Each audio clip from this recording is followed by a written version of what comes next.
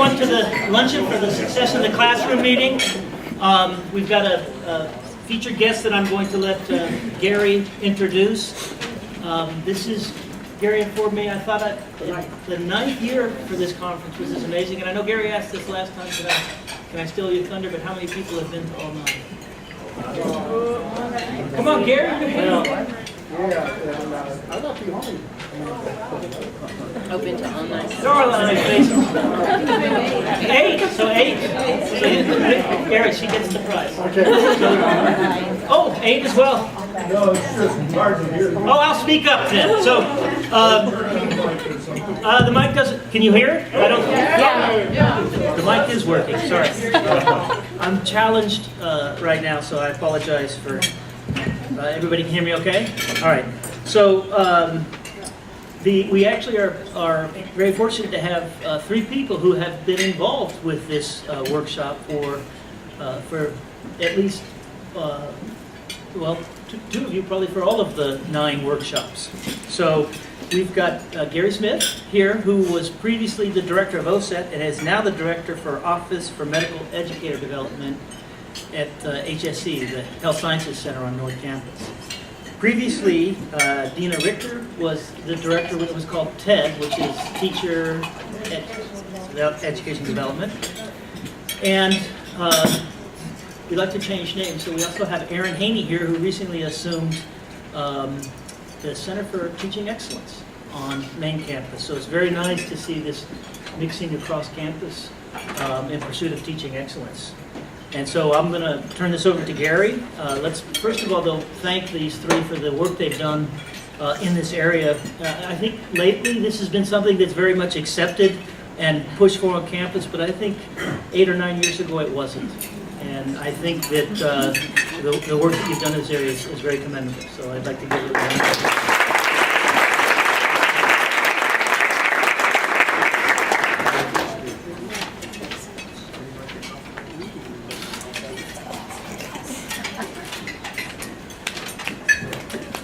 Thank you, Greg. Also like to have us thank Erin Haney and Monica Pena from the Center for Teaching Excellence, who are really the lead organizers for the conference and for our luncheon today. Thank you to Erin and Monica. I'd also like to recognize Tim Schroeder, who is the program director for the STEM Gateway project, which is the sponsor for our keynote speaker today, Robin Wright, who will also be doing workshops tomorrow. Thank you very much, Tim.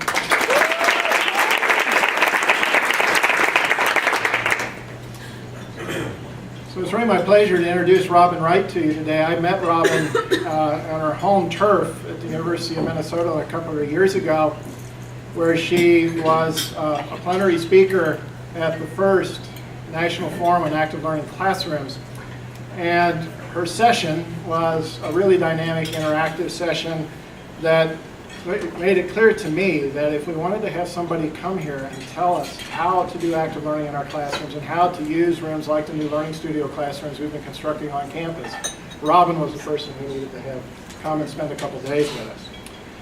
Robin is Associate Dean for Faculty and Academic Affairs in the College of Biological Sciences at the University of Minnesota, where she's also a professor of genetics, cell biology, and development.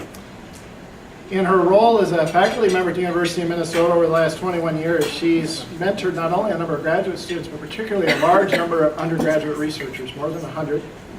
She currently pretty much focuses exclusively on undergraduate education research and initiatives, and has her own experience in teaching both large and small classes, ranging from freshman seminars to large introductory biology courses and skill-oriented courses for honor students. She helped to develop and now co-teaches in an orientation enrichment course that's required for all 500 incoming freshmen to the College of Biological Sciences. She has been a leader in the development of the Foundations of Biology course, which is an innovative team-based introductory biology course that is required for the biological sciences majors. And she's recognized nationally, as I've already indicated, in the work that she has done in team-based collaborative learning and active learning classrooms, as they call them in Minnesota, or studio classrooms as we call them here. She teaches regularly in a 126-seat studio which we unabashedly stole the blueprints from, literally. I had them wired over to our architects here when we're building the collaborative teaching and learning building. I said, this is how we need to do it.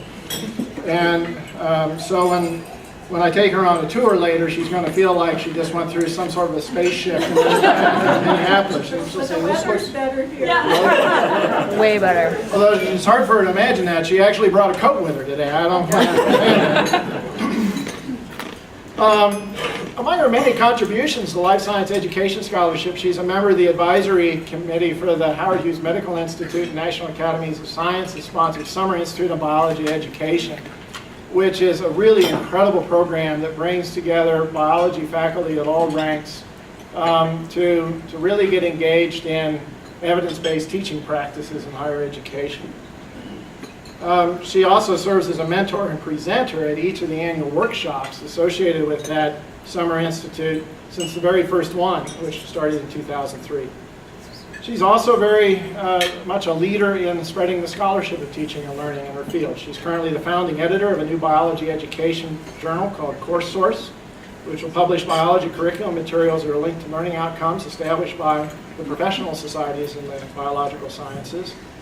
And in recognition of all of her incredible contributions to the science education field and her own research, in 2012 she was named as a fellow to the American Association for the Advancement of Science. I hope you'll join me in giving a warm welcome to Robin Wright.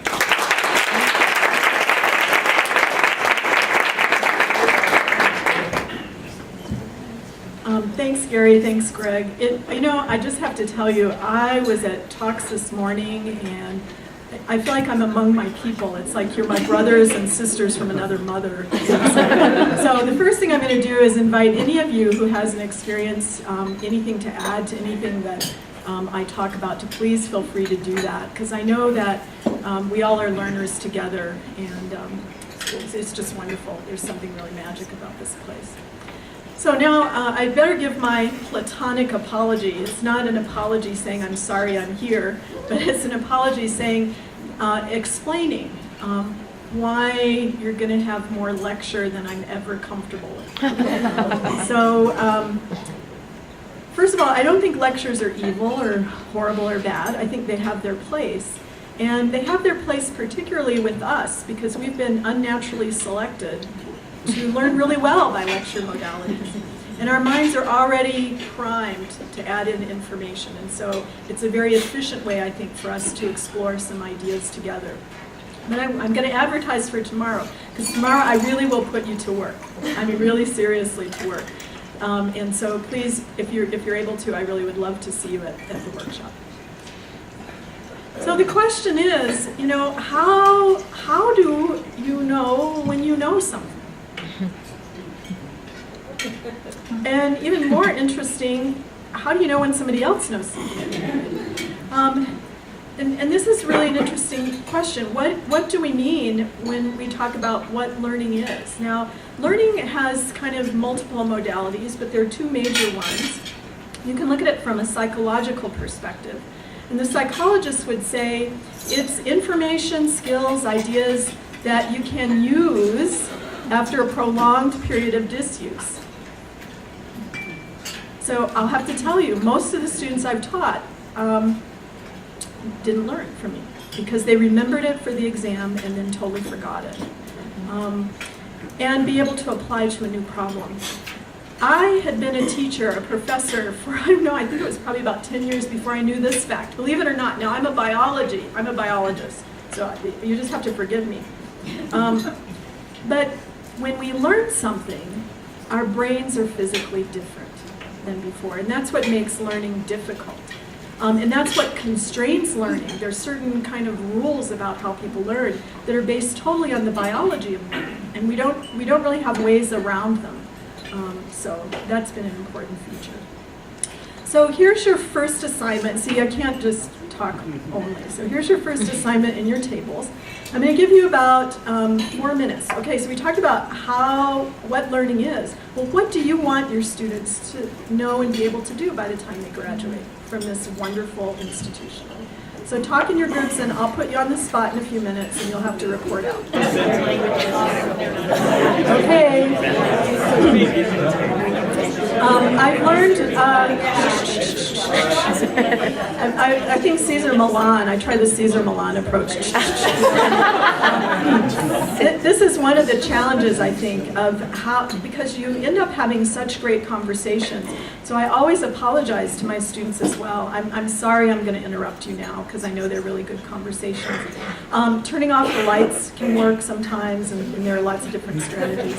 But what I'm going to ask you to do is just tell us one of the major ones that was a topic of conversation at your table. And so you might want to look at whoever you think should speak up for your table.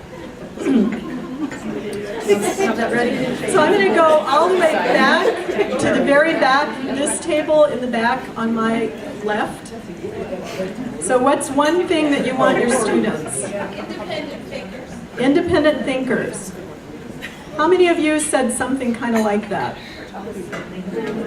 Okay, independent thinkers. Okay, we'll go right next door. Transfer of information and application.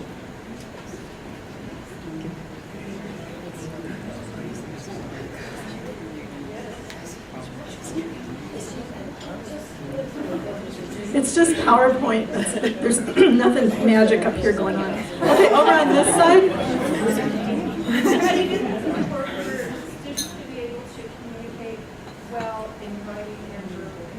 Communicate well.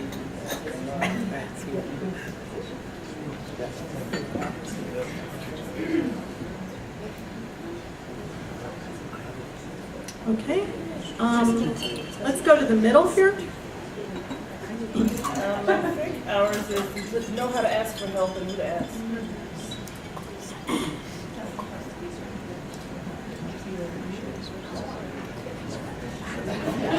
Okay, let's come over here to this table. We're talking about how students need to learn how to know themselves, their strengths and their weaknesses. Okay, let's come up here. We come up with how to actually achieve your goals and how to apply all the knowledge you just away from 4 years.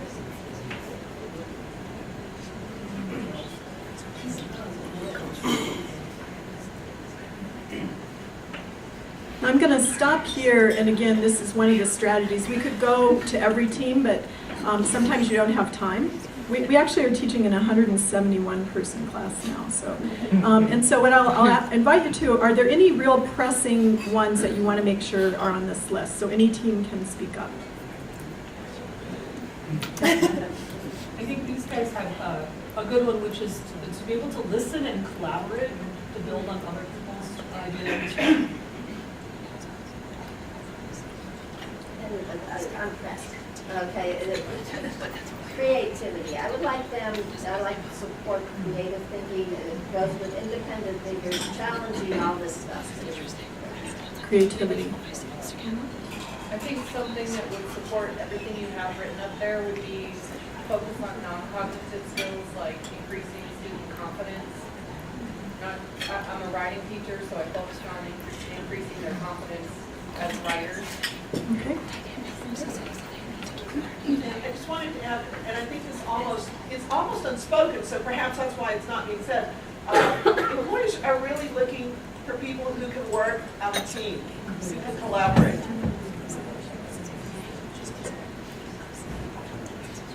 Okay, we could spend some more time about this, but this is kind of, I think that this is magic in the same way that this place we're in is magic. I don't know if you realize how remarkable this campus is and this environment. It's really wonderful and amazing. I've asked this question, this is how I start all of my classes. I ask students this question. I've asked librarians this question. I've asked everybody this question. We all have a common understanding of what it means to be educated, believe it or not. Here's what students say. Be ready for more school. Apply knowledge, not just have it. Think critically, analyze different situations, get a job. Discuss an area of study knowledgeably, competently, and confidently. This is from the students. This is from the students. So we want this for students. The students want this for themselves. So the question is, where did you learn these things yourself? Was it in a lecture? Where did you learn them? Where did you master them? And this came to me to really resonate with me when I first started at the University of Washington as a new professor. I worked my butt off. Oh my gosh. I probably spent 20 hours for every 50-minute lecture I did in class, you know, and when it came time for the exams, this was what I was expecting of students. I was expecting them to be able to apply what they were learning and be creative and solve problems. And I was spending all the time telling them the stuff, the content. They never had practice at it, and so they just failed miserably on the exams. And they would say, "Robin, you're not fair." And I thought, well, I guess I am. It's just, all you had to do is apply it. That was, you know, that stuff. But I came to realize I really wasn't fair. So the point is, how can we do more of this in our classrooms? How can we emphasize these kinds of things and coach students and help them be really passionate, creative, fearless, confident learners, whatever is thrown their way, right? How can we help them get those skills? And so these, I think you all know this. I'm looking at you. Nobody's eyes are glazing over Bloom's taxonomy, but I think it's a useful organizing principle, because I was teaching down here, and I was examining up here. And now what I did is I just realized, you know, darn it, they paid $200 for that book. My salary is way more than that. And so they're going to have to get their $200 worth out of the book, and so I don't do this in class anymore at all. And that's where things like MOOCs, flipping the class, etc., can be helpful to you. And what we do in class are the other things. How do you apply what you've learned? How do you analyze data? How do you create new solutions to problems that you care about? And I think a major take-home message of why space matters to me is that it changes, and I just heard Aurora talking about this today, it changes fundamentally the relationship you have with your students. You aren't the source of knowledge, because you know what? This is the source of all knowledge. Seriously, you can find out all that stuff, and we have to have value added. We have to provide students with value added. So what kinds of tools are available to us? And I think we look at this. This is the standard kind of tool that many of us, look, this is, how many of you, I sat in those classes, not without the computers. That was before computers, right before laptops. And I learned really well that way. I'm an oddball, and you are too. You know, that's not the way, that's not normal for people to learn really well this way.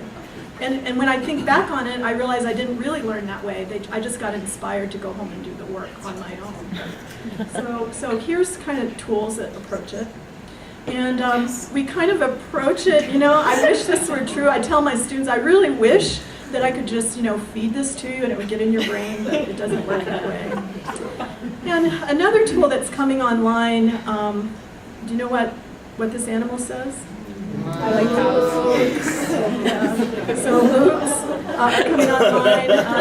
Take the world's best courses online for free. And they have 6,609,536 Courserians, people who've signed up for at least one class. How many of you have signed up for a Coursera course? I have. How many of you have completed it? Good for you. It's like I just work. It's like I'm working. And of course, the University of New Mexico has upcoming courses that will be announced shortly. So maybe I thought this would be interesting, and let's do a really quick tour through distance education. The first distance education was done by correspondence course in the 1700s. In the 1700s. When the penny post came about in England, they had correspondence courses in taking shorthand. That was the first one.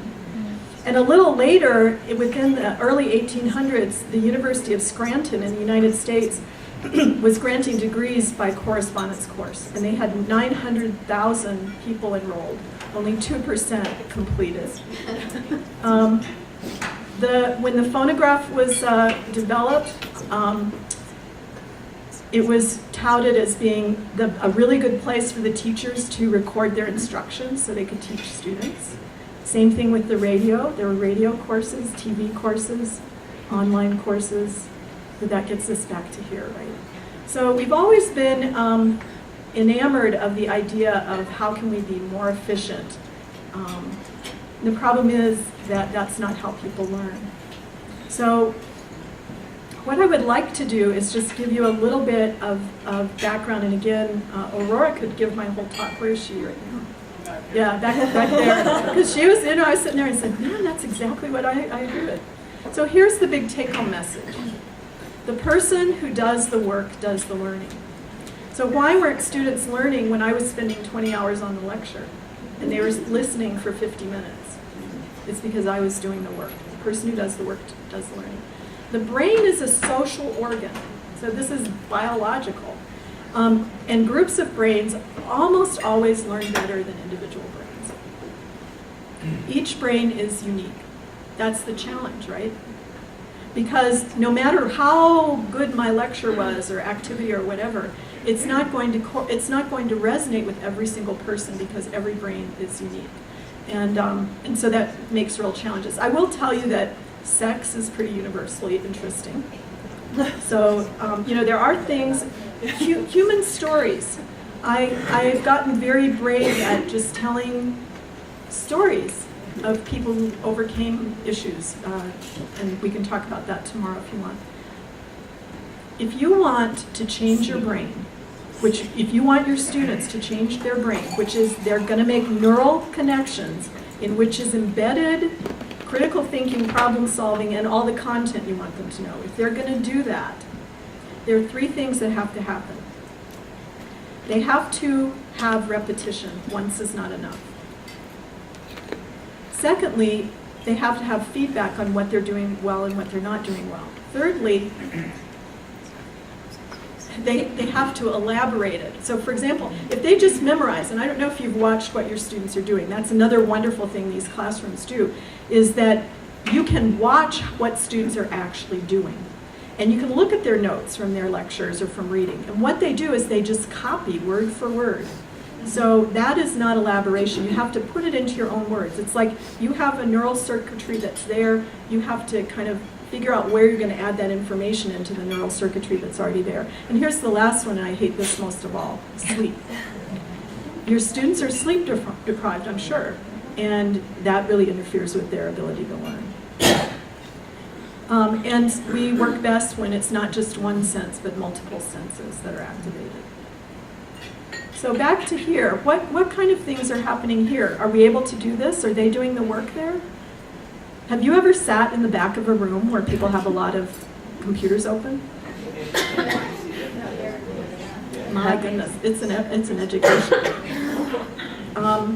So they're probably doing something, but probably not so much the work there. Are they socially engaged? Not really. They're unique. They're certainly displaying that, perhaps. Repetition, feedback, collaboration, multiple senses. So anyway, this is a real challenge. So here's the ticket. The active learning classrooms, we call the active learning classrooms, invite a different kind of interaction with the students. It moves you from where I'm standing now, which I'm very uncomfortable with, just to be honest. I'll just tell you right now. It moves you from the podium to sit next to them. It moves you from the position of the expert to the position of a co-learner. And I can tell you one of the most wonderful things. I learn new things from my students every single semester. I mean, really new things. It's an honor to be around them. So the active learning classrooms, and you guys know this, I feel like I was telling Gary that up north, we instead of saying bringing coals to Newcastle, you know that saying? So Newcastle is a city in London, I think, that was a coal mining town. So if you're bringing coals to Newcastle, it's stuff they already know about, they already have lots of. So up in Minnesota, we'd say bringing snowflakes to Minnesota. So I feel like in many ways, you guys are way ahead, and I'm just telling you things you already know.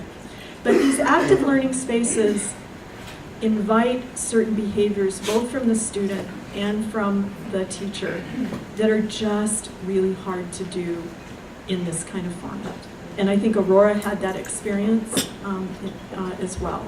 You try to do it, you try to get them to work together, but kind of the best you could do is maybe get kind of threesome working together, and then likely the people who are sitting next to each other are good buddies, and they're not as inclined maybe to talk about the work that you want them to do. So you know what these classrooms are like. They invite different behaviors. They have technology, but the technology that's most important, Aurora, is what? The tables, the round tables, because you walk into a classroom that has 171 in it, and you ask students how many people are in this class, and they say, oh, 70? Because they're looking at each other, you see. So the round tables just change what they think should happen there. Do you know what I mean? So you're not fighting against them. They know what should happen in there, and it is not them talking to each other, right? That is not what should happen there. In these roundtable classrooms, they're more open to doing something different. The technology is amazing. Whiteboards are technology. I love the fact that in these classrooms, I can see their thinking by just looking at the monitors. And I can go over, and if they're only on Wikipedia, I can start to coach that group. You know, that's a good place to start, but that's not where you want to end up. I can watch what they're doing. I can watch how they're thinking. And sometimes it's really surprising, the things they don't know. Do you know that that incoming college freshmen cannot make an outline?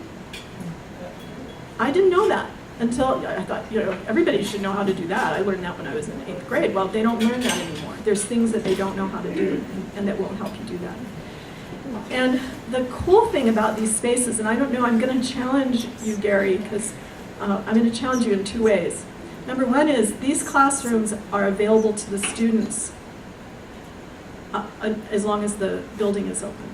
So as long as there's not a class signed up there, they can have their club meetings in that space, they can watch movies in that space, they study together in that space. And so these rooms are used for all kinds of things from sun up till way past sundown. And so it's very, very flexible. We hold workshops. They're just really cool. Now, again, Coles to Newcastle. What would you bring to New Mexico? Chili, tree chili. Or the sun, or sand to the desert. I was going to say enchantment. Oh, much better said. So here's our wonderful building, and here's 17,500 students took classes in these active learning classrooms just in one academic year. 11,000 of those students were freshmen or sophomores in science classes. And 225 different faculty were teaching them. So the other challenge I'll give you, Gary, is that you know what this, we just assign people to the rooms. We don't make them take any tests about it. We just say, congratulations, you're in an active learning classroom. And you know what? There's only one case that I know of that they had to let him out of it. You know, and it was an engineering professor, and he just had to write on the whiteboards, and you know there were whiteboards everywhere, so he didn't know where to write. But you know, we had one of our best teachers, to be honest. She was pissed off for about 2 weeks, and then it clicked, and she will not teach in any other class anymore. So I think that the room magic can happen even for people who aren't prepared for it. So I'll just throw that. So we have beautiful art. Those of you who've been there, it's actually a lovely space. But here's the magic. This is me right here, believe it or not. Here's my other colleague that I'm teaching with. And we just do all kinds of stuff. The students are working on a table, which they can't do either. I learned that. I told students, make a table that compares and contrasts prokaryotic and eukaryotic cells. They couldn't do it. And so I learned I need to coach them on that. That's something that's really important for scientists to be able to organize information in tables. So they've got little Post-it notes with little things printed on it, and they're building tables together. And we use the whiteboards for whiteboards, and we use them for sticking up things. And it's interesting because people who are in these will develop their own kind of personality. So I like to show a lot of video, and then we kind of debrief on video, but I think I'm a closet kindergarten teacher, I don't know, because I like stuff you can touch. And so we use a lot of manipulables. We build genes out of pieces of stuff. And so I tend to do that. My colleague, Mark Decker, he's all about the data. It'll be, okay, there's a screen that shows some data. What do you think? And then analyze it. It's not that I don't show data too. But. Now, here's the big take-home message. How much money do you think your institution has invested in improving teaching and learning? Just ballpark.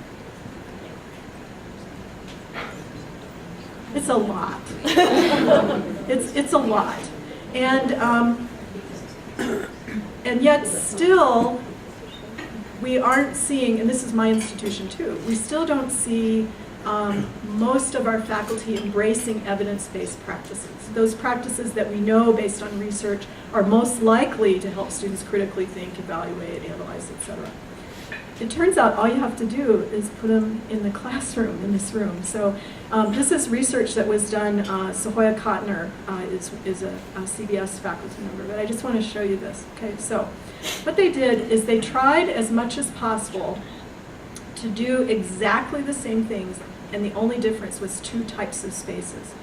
So both of the classes were taught in the same building, so the STSS building, that big beautiful building. One was taught in this classroom, which we have.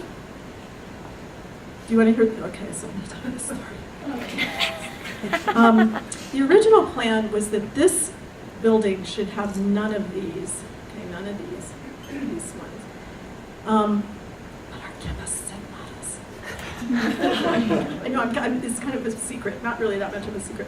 Our chemists had taught a class there, organic chemistry, in that space, the physical, where the building now is, for a long time, and they really had to have a lecture theater. But what they did was very clever. They made it so that you can actually convert this into this pretty easily. Let me put my things back in. Anyway, so there's this room in the building, and there's this room. And Sahoya and other faculty taught exactly the same, as much as they possibly could.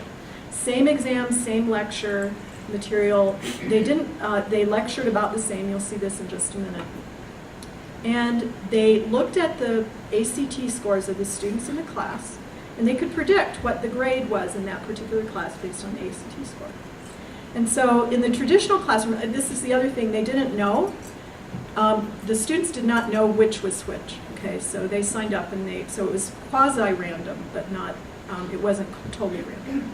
They were one class. The traditional classroom was taught 15 minutes.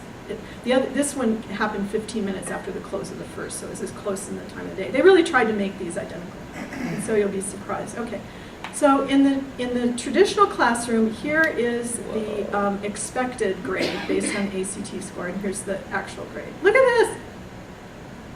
5% higher, just in the space. And when they looked at other teachers as well, they found that the students who learn in that space, sorry, there's something screwy with my computer that keeps going ahead. They found the same thing with different instructors, that being in that space improves student learning. So here's your second chance to talk to each other. What do you think's going on? Same professor, same exam. Okay, I'm going to call you back together now, and I apologize.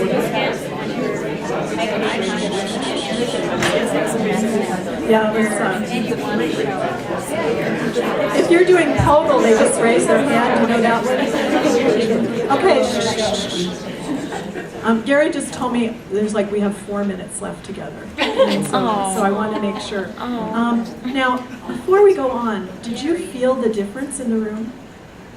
Did you feel that? Like you're listening to me talk, yeah, it's kind of interesting, but then, boy, then I gave you the chance to kind of think out loud with one another. What do you think's going on? The whole mood changes, doesn't it? It's really fun. Well, I'm not going to take your answers right now. I'm just going to show you the results. Well, it turns out, in spite of trying to do things the same, there was about the same amount of lecture, There was more discussion, there was way more group activity time. They spent more on group activity time.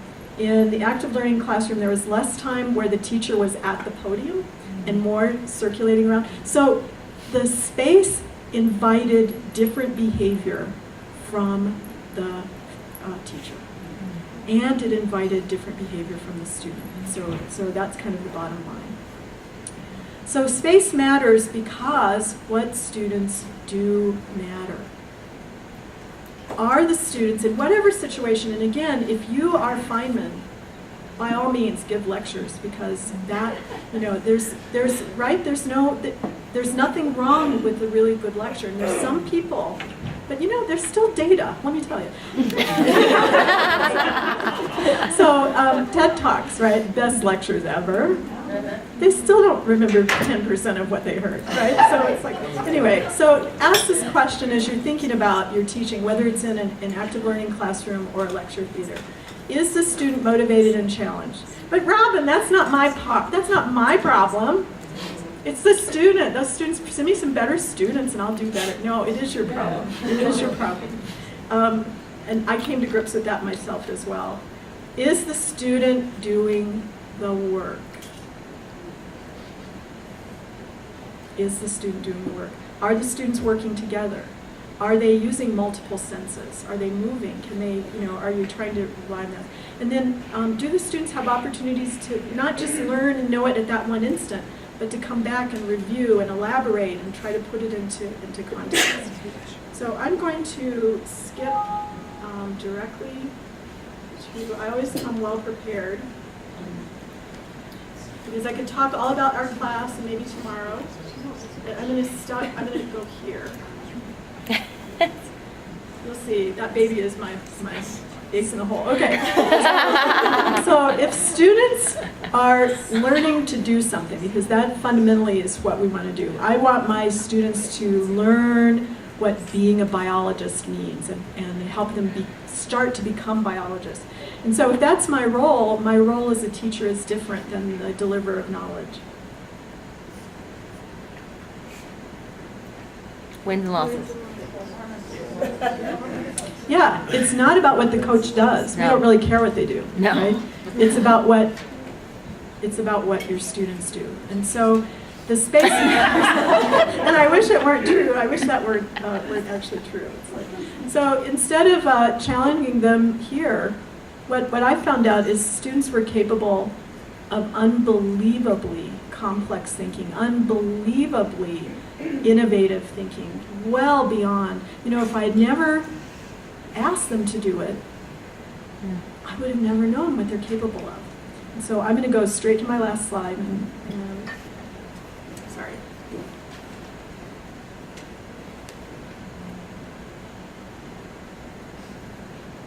See, I always come extra prepared just in case you ask questions. So I'll end with, what are you asking your students to do?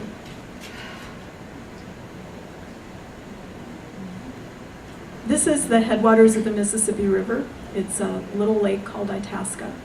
And it's a really good metaphor for what I would like to challenge you to do, and I try to challenge myself this as well. It isn't enough to know the diameter of the paddle, the length of the paddle. It isn't enough to practice on dry land. What I would challenge you to do is ask your students to get in the canoe, put them out there, make sure they've got their life jackets on. Again, this is really important. Let them fail and not fail the class. Does that make sense? It's like they just didn't know it at that time. So anything that you can do to allow them to make a mistake and recover from it so that it's not terminal. Then they learn, they get back in the boat, and I can tell you it's like the greatest honor and privilege of your life will be to watch where these amazing young people paddle that canoe. They will go places you never dreamed of. What are you asking your students to do? Thanks.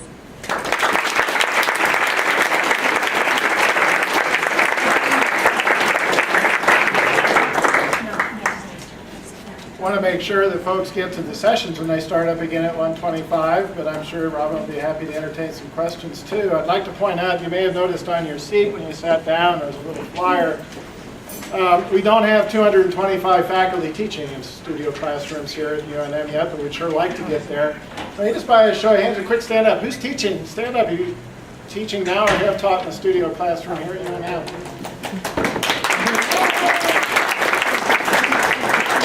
And two of the faculty sitting at the back table there, Cecilia Nottenbelt and Aurora Poon, are the coordinators of a community of practice on Learning Studios. And if you're interested in getting involved in thinking about teaching in these spaces, please take the flyer and be in touch with them. Questions for Robin?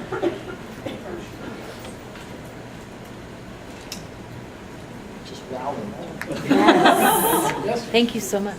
How did you get into the classroom that changed your thinking? When did that happen? How did that happen? I'll come here. I don't have a very strong voice. I wish I did. It was frustration, totally frustration that they weren't able to do what I wanted them to do. And so I would stumble across things and try things. So that, I think that's, it was an evolution of failure, frankly. And I think that once you start taking students into your laboratory and you see what they can't do, you know, where their limitations, which are surprising, and where can they soar, that starts making you more open to the idea that, for me, I didn't hold the bar high enough for most of my students.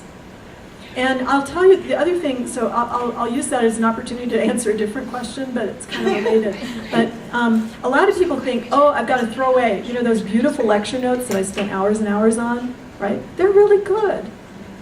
The thing is, so you don't have to start from scratch, you start from there. And instead of giving the punchline, right? You know, so if you go think back what I did, I gave you some data, the student performance is enhanced. I could have just showed you and told you what the reason was, but I let you wrestle with it a little. So you just figure out how to let them discover the punchline in your lectures instead of telling them. And then you figure out how much stuff you can offload, like all that, you know, knowing the language, knowing what DNA is, offload that. The book is really good at that. They can learn that on their own. Or take a Coursera course for that stuff.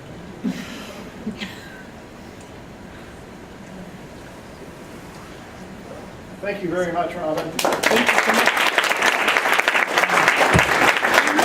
Robin will be doing 2 workshops tomorrow from 9 to 11 and 1 to 3 on, it's a repeating workshop, same workshop both times, on making the transition from lecture to active learning.